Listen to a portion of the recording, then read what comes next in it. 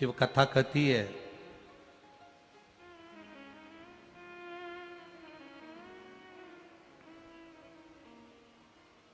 गजा गज और असुर, ये डोलेश्वर महादेव की कथा बड़ी सुंदर इसमें वर्णन करी गई। गज और असुर ये दोनों का कोई संजोग बना होगा, और गज और असुर का संजोग बना और गजासुर एक राक्षस उत्पन्न हो गया जिसका नाम था गजासुर। अब ये जो गजासुर उत्पन्न हुआ, ये जो गजासुर पैदा हुआ था असुर प्रवृत्ति का, पर भगवान शिव की भक्ति के बिना रह नहीं पाता था एक क्षण भी।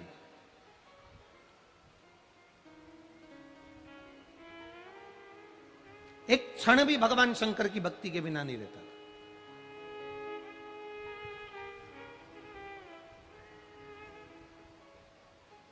असुर था, राक्षस था। हम कई बार इस व्यासपीठ से कह चुके हैं, व्यासपीठ से वर्णन कर चुके हैं। आप मंदिर नहीं जा सकते, कोई बात नहीं। आप अपनी दुकान नहीं छोड़ सकते, कोई बात नहीं। आप अपना घर नहीं छोड़ सकते, कोई बात नहीं। हमने यहां तक व्यासपीठ से कहा, आपके परिवार अगर मंदिर जाने से चिढ़ते हैं, आपके परिवार आपको कथा में भेजने से चिढ़ते हैं, आपके परिवार आपको कथा तक भी नहीं आने देते, तो शिव महापुराण की कथा कहती है मत जाओ, अपने घर में रहो। टीवी के सामने कथा सुन लो, मोबाइल पर कथा सुन लो। अगर किसी को चिढ़ लगती है कि तुम मंदिर मत जाओ, आप घर पर कथा सुन लो। आपका मन पर भगवान से इतनी प्रार्थना जरूर करना कि तू मेरे घर के लोगों का ऐसा स्वभाव बना देना कि ये खुद मुंह से बोले कि शंकर के मंदिर चली जा।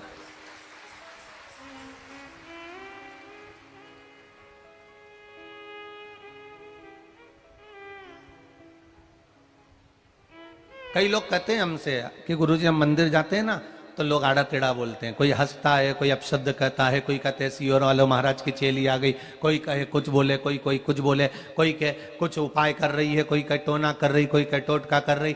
अरे कहने वाला कुछ भी कहेगा, जो महादेव को नहीं छोड़ सकते वो तुम्हें छोड़ेंगे क्या? शंकर भगवान नंदी पर बैठकर जा रहे हैं और किसी व्यक्ति ने भगवान शंकर को देखकर अपने परिवार वालों से कह दिया, देखो एक नंदी और दोनों साथ बैठ के जा रहे हैं। शंकर भगवान नीचे उतर गए, पार्वती को बिठा कर ले गए नंदी पर। तो फिर किसी ने कह दिया, देखो कहां बुद्धि मारी गई, जोरू का गुलाम है, पत्नी को बिठा कर ले जा रहा है, खुद पैदल चल रहा है। शंकर भगवान ने पत्नी को नीचे उतार दिया, खुद बैठ कर जाने लगे। तो दुनिया के लोग कहने लगे, बताओ बेचारी पत्नी को पैदल चला रहा है, खुद बैठ कर जा रहा है। शंकर भगवान पति पत्नी दोनों नीचे उतर गए, नंदी को खाली ले जा रहे थे। तो दुनिया के लोगों ने कह दिया, अकल कहां मारी गई, इतना बड़ा नंदी है, दोनों को बैठ कर चले जाना चाहिए। ये दुनिया के लोग हैं, कहे बिना नहीं रहेंगे। आपका फर्ज है शंकर के मंदिर जाना, आपका फर्ज है भगवान का भजन करना, आपका फर्ज है भगवत स्मरण करना, आपका फर्ज है भगवान की भक्ति में डूबना, आपका फर्ज है गले में रुद्राक्ष धारण करना, आपका फर्ज है रुद्राक्ष का जल शिव को चढ़ाकर आचमन करना, आपका फर्ज है भगवान शंकर का श्री शिवाय नमस्तुभ्यम मंत्र का जाप करना, आपका फर्ज है पंचाक्षर मंत्र नमः शिवाय बोलना, आपका फर्ज है षडाक्षर मंत्र ओम नमः शिवाय बोलना, आपका फर्ज है भगवान के चरणों में, माता पिता के चरणों में, गुरुजन के चरणों में शीश नवाना, ये हमारा फर्ज है। कोई कहे इस शीश को नवाने से होता क्या है? हमने कहा ये शीश जो है ना, इसमें अहंकार भी भरा होता है, अभिमान भी भरा होता है, ज्ञान भी भरा होता है, वैराग्य भी भरा होता है, सब कुछ इसी के अंदर भरा है। सोचने समझने की शक्ति भी इसी के अंदर भरी रहती है। इसको परमात्मा के चरणों में रोज झुका देना चाहिए। क्यों? हमारे अंदर अगर अहंकार भरा होगा तो भगवान के चरणों में गिर जाएगा और भगवान उसमें ज्ञान भरकर हमें अपने घर तक पहुंचा देगा।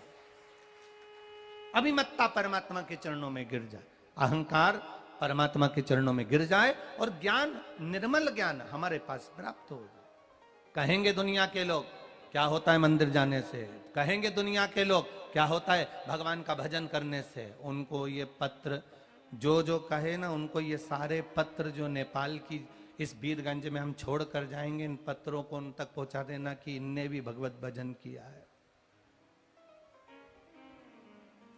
इनने भी स्मरण किया है।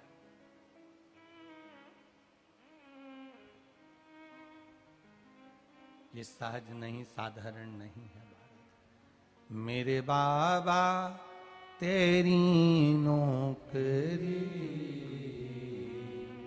सबसे बढ़िया है, सबसे खरी, तेरे दरवाजे की चाकरी सबसे बढ़िया है, सबसे खरी। भगवान के दरवाजे की चाकरी, गुलामी, नौकरी, ये भगवान शिव की कृपा से प्राप्त होती है, भगवान शंकर की करुणा से प्राप्त होती है।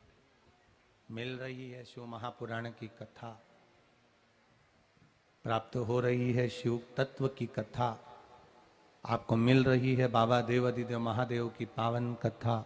कहीं परमात्मा से प्रार्थना करना ये आपकी बड़ी करुणा है, बड़ी उदारता, ये आपकी बड़ी करुणा, बड़ी उदारता है।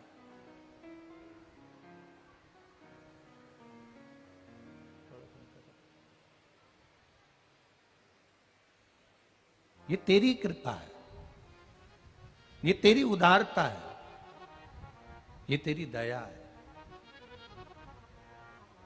हमारी सामर्थ्यता नहीं कि हम कुछ कर सके। गजासुर, गज और असुर,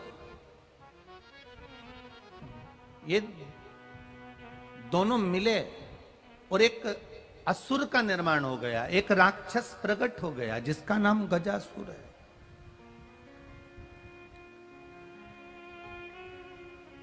जिसका नाम गजासुर, और बड़ा भयंकर है, बड़ा भयंकर। कल आपको कथा में कहा था देवता हैं तो भी शिव की आराधना कर रहे हैं, अप्सरा हैं तो भी शिव की आराधना कर रहे हैं, भगवान की आराधना में लगे। गंधर्व हैं तो भी शिव की आराधना कर रहे हैं, भगवान शिव की आराधना में लगे। आपका तरीका क्या है भगवान को पाने का? एक असुर प्रवृत्ति में रहने वाला गजासुर, जो असुर है, राक्षस है, राक्षस प्रवृत्ति है उसकी, शरीर उसका मनुष्य का है, शीश उसका हाथी का है, गज का लगा हुआ है, वो गजासुर भगवान की भक्ति में रमा हुआ है। हे असुर प्रवृत्ति का, इंद्र का लोक उसने अपना कर लिया, गरुण वरुण जितने भी लोक हैं सबको अपना बना लिया, बैकुंठ धाम तक पर उसने आक्रमण कर दिया, ब्रह्म लोक के ऊपर आक्रमण कर दिया, उसने संपूर्ण ब्रह्मांड को, संपूर्ण क्षेत्र को अपना बना लिया। पर भक्ति किसकी कर रहा है? तो कहा केवल एक देवादिदेव महादेव की कर रहा है, बैठा है शिव भक्ति में डूबा हुआ है, डूबा।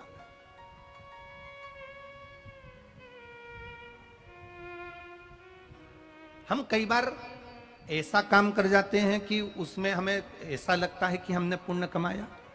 एक टीचर ने बच्चों से पूछा, एक बच्चे से पूछा, खड़े हो, जी सर, तुमने कभी कोई पुण्य का कार्य किया है? जिंदगी में कोई अच्छा कार्य किया है? बच्चा बोला, जी सर, मैंने एक पुण्य का कार्य किया। कौन सा पुण्य का कार्य किया?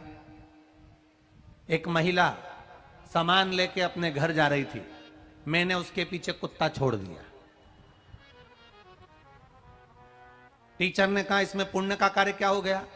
मैंने कुत्ता जब पीछे छोड़ा तो महिला जल्दी जल्दी घर पहुंच गई। अब मुझे पुण्य मिला कि नहीं मिला? टीचर ने माथा ठोक लिया, बताओ उसको कुत्ता काट जाता तो ये कोई पुण्य है?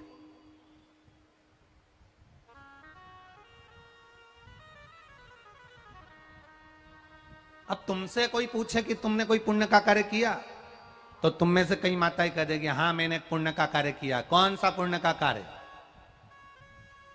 हमारी पड़ोसन रिक्शा कर रही थी, वो ही रिक्शा मैंने 10 रुपए ज्यादा देकर कर लिया और कथा में पहुंच गई। अब ये पुण्य